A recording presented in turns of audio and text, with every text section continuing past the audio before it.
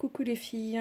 Bon, ben voilà, je vous avais promis, suite à mon partage du tuto d'Isabella Longley sur la page Scrap Boys, de me pencher un petit peu sur la chose, puisqu'effectivement, vous m'avez fait remarquer qu'il était en anglais et en polonais.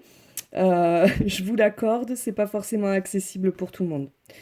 Donc du coup, j'ai repris les plis et les coupes de base. Je vais vous faire un petit récap rapidement. Et je vais surtout vous donner la petite astuce pour tous les décors. Comment couper les décors, comment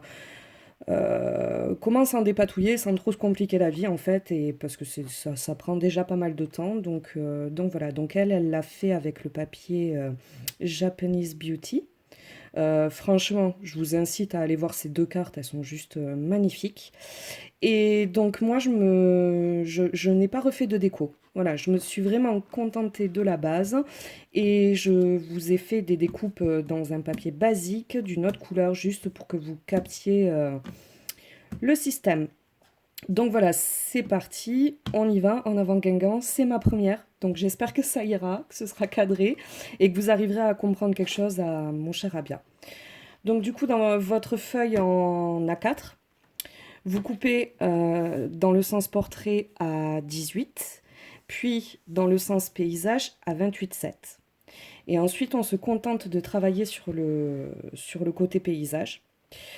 On fait un pli à 7, un pli à 10,5, un pli à 18, un pli à 21,5, et enfin, on a notre coupe à 28,7.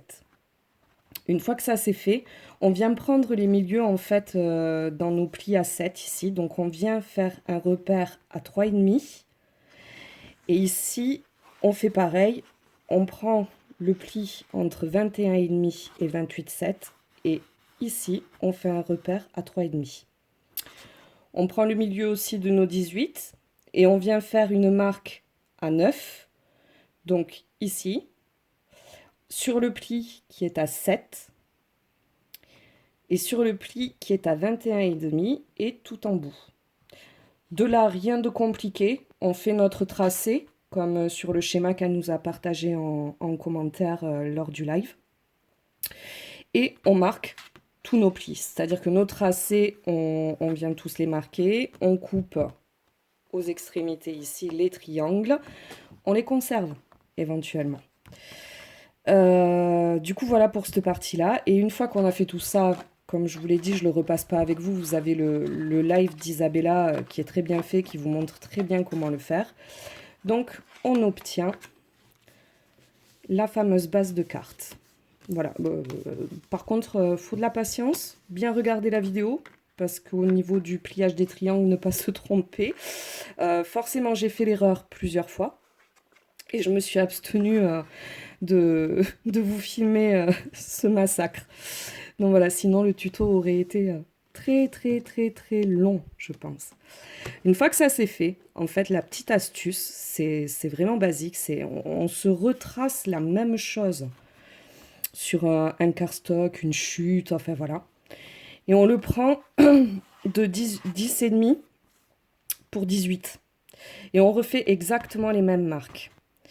Et une fois que c'est fait, on vient découper, mais en intérieur de nos traits, partout.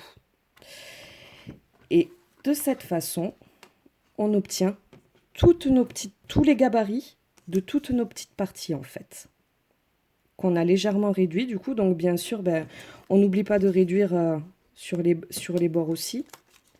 Hop. Donc voilà, donc là j'ai coupé à l'intérieur de mon trait. Ici j'ai réduit un peu. J'ai fait pareil pour toutes les pièces. Et j'obtiens comme ça mes gabarits que j'ai plus qu'à reporter sur les différents papiers que je souhaite mettre sur ma carte. Voilà. Isabella fait plusieurs couches. Elle fait une première, il me semble, en doré. Et ensuite, elle vient remettre sur certaines parties le motif. Ben là, c'est exactement la même chose. Vous gardez toujours votre petit gabarit. vous le reportez au crayon à papier sur votre motif et vous venez de nouveau le découper en le réduisant. Donc bien sûr, ça prend du temps, hein, ça demande un peu de patience, on ne peut pas y aller comme des folles. Hein. Faut vraiment être minutieuse, essayer d'avoir quelque chose quand même d'équilibré à la sortie. Et on n'a plus qu'à coller tout ça et voilà. Deuxième petit point, ben, elle le montre quand même dans sa vidéo, mais comme c'est vers la toute fin et que vous avez les parties en anglais, en polonais, au cas où je vous le redis, la chute que vous obtenez en coupant votre cardstock de base, vous la gardez. Elle va vous permettre de faire le bandeau qui vient entourer la carte. Et en fait, elle nous l'explique dans la vidéo, c'est très simple, c'est elle prend le milieu de sa chute, qui est la chute faisant 29,7, voilà. Elle prend le milieu, elle vient le placer au milieu de sa carte, bien sûr bien plus épaisse puisqu'elle a les différentes couches de déco. Et une fois que c'est fait, elle la retourne et elle vient simplement marquer son pli comme cela au niveau du petit triangle. Hop, et j'ai pas assez. C'est rigolo. Certainement parce que je ne me suis pas centrée et que je vous ai fait un milieu approximatif. Voilà, vous avez compris le principe. Ensuite, vous avez plus qu'à mettre un tout petit peu de colle sur cette partie et en coller les deux.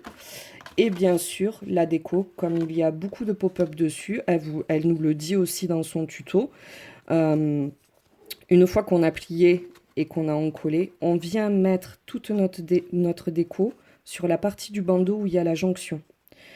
Parce qu'au final, comme elle y met sa geisha, les éventails, les petites fleurs, enfin voilà, tout est totalement camouflé. Et ça permet donc d'avoir à l'arrière une partie totalement uniforme. Voilà, c'est à peu près tout ce que j'avais à vous dire par rapport à ce tuto que je vous ai partagé. Je vous avoue que j'avais pas réfléchi au moment du partage qu'effectivement on n'est pas tous anglophones, on parle pas tous une deuxième voire troisième langue vivante. Heureusement pour moi, il n'était pas qu'en polonais parce que sinon j'aurais jamais pu vous en faire un petit récap. Donc voilà, ça m'embêtait un petit peu de vous avoir partagé du contenu que vous ne pouviez pas réellement utiliser.